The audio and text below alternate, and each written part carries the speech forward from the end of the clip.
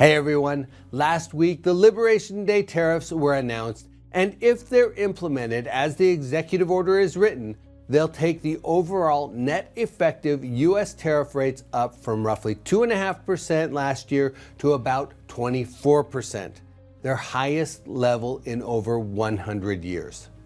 Today, I'm going to share my first cut perspective on the impact of the policy changes, but first, I want to encourage everyone to join our live webcast on April 21, when Marcus & Millichap's CEO Hussam Naji will host Moody's chief economist Mark Zandi to get his take on the effects of the new tariffs. We'll also be joined by the Real Estate Roundtable CEO Jeff DeBoer, who will offer insights into what's happening with the federal budget and tax outlook.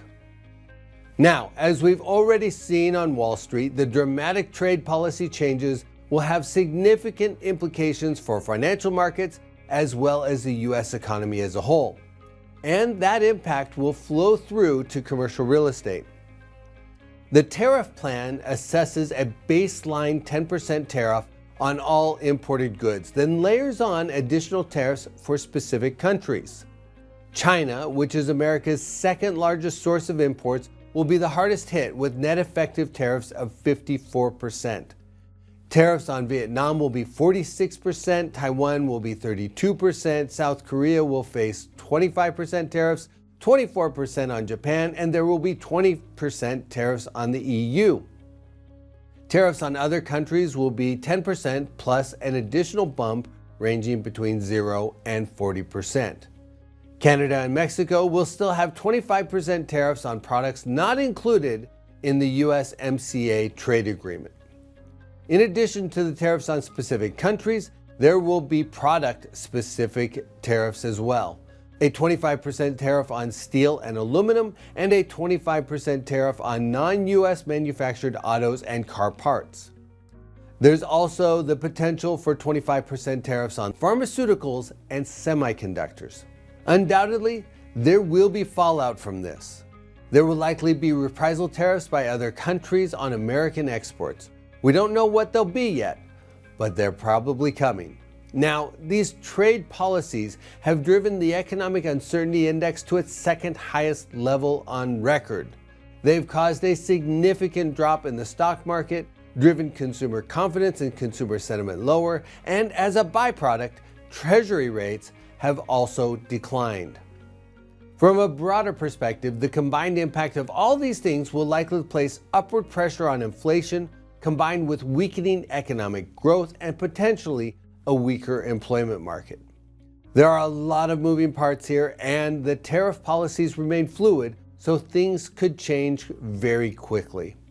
But for commercial real estate, the short-term outlook is becoming a bit choppier. If inflation pushes back into the threes and the economic growth weakens, it could put additional downward pressure on confidence levels, in turn weighing on the employment outlook. That combination could slow spending and household formation, which would weigh on demand for apartment housing, retail space, and potentially industrial space.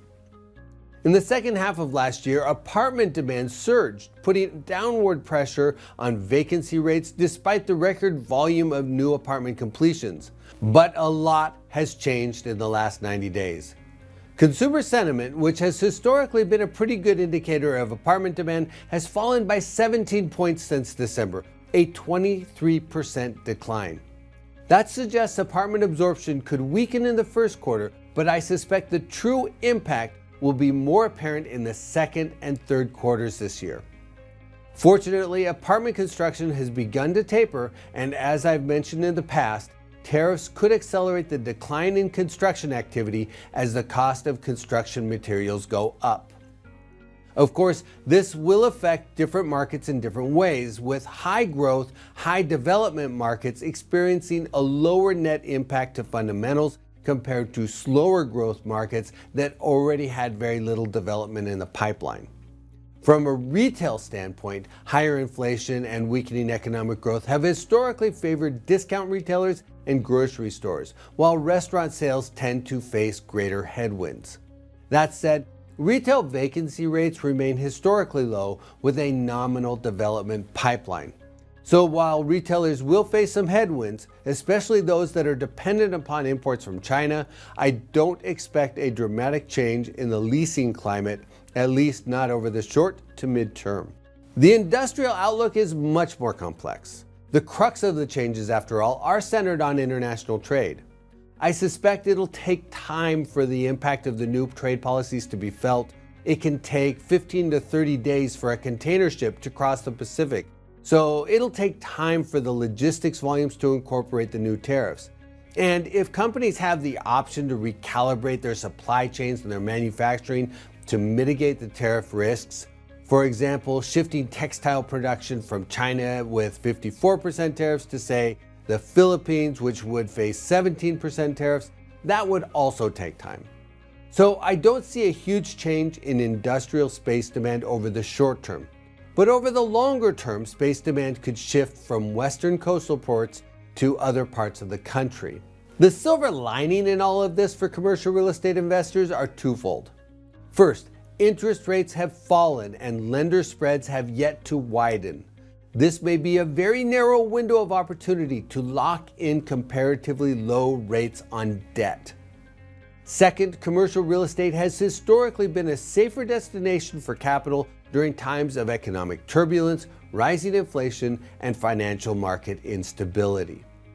The impacts of the new trade policy will likely span a relatively short term, the next year or two. And as always, investors need to be able to look past that. They need to consider the relatively sturdy, long-term commercial real estate drivers. Investors need to keep their eyes on the horizon.